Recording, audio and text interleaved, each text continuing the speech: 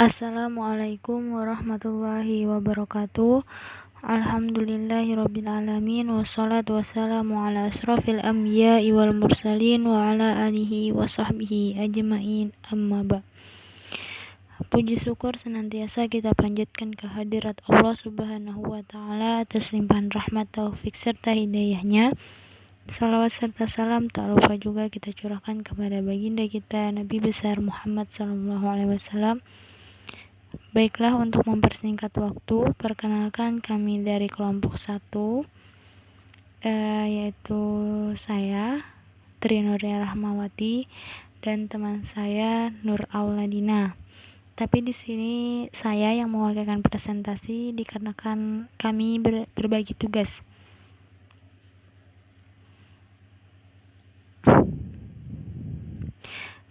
Dan tak lupa juga kami beritahukan kami dari Universitas Islam Kalimantan Muhammad Arsyad Al-Banjari Banjarmasin, Fakultas Studi Islam Prodi PGMI semester 2 reguler Banjarbaru.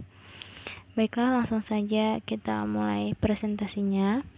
Di sini saya membahas tentang penilaian hasil belajar dalam kurikulum 2013 part 1.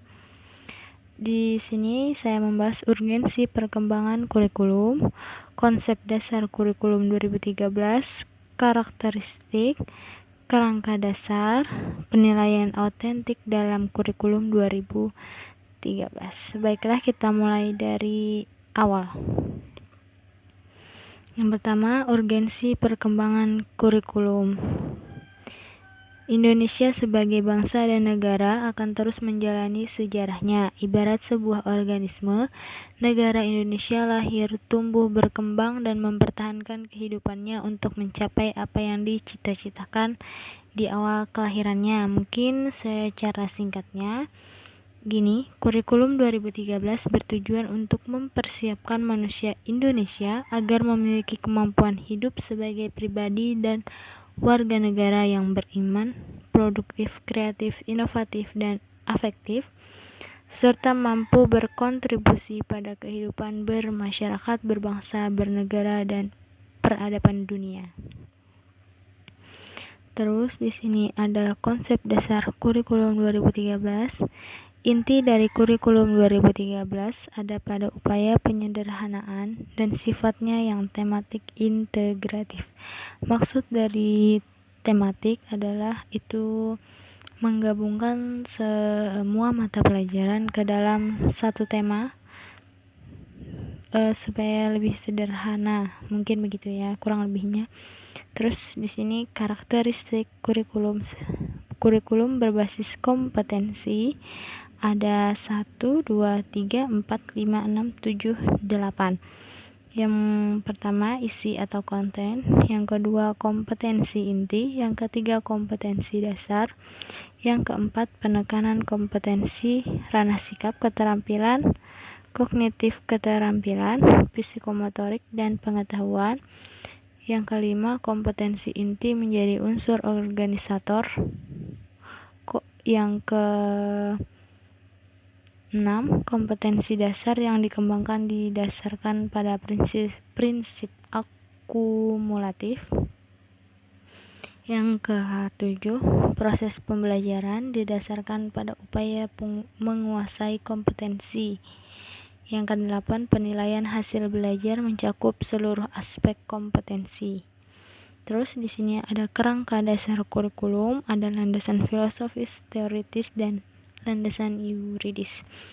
Di dalam makalah sudah saya jelaskan satu-satu ya.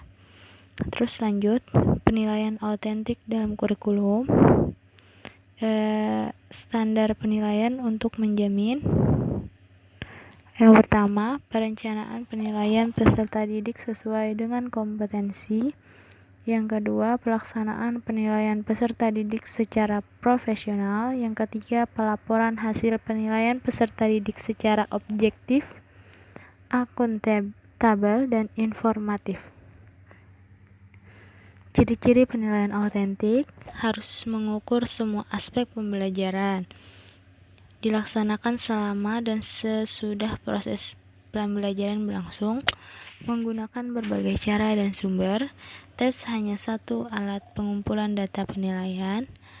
Tugas-tugas yang diberikan peserta didik harus mencerminkan bagian-bagian kehidupan peserta didik setiap hari.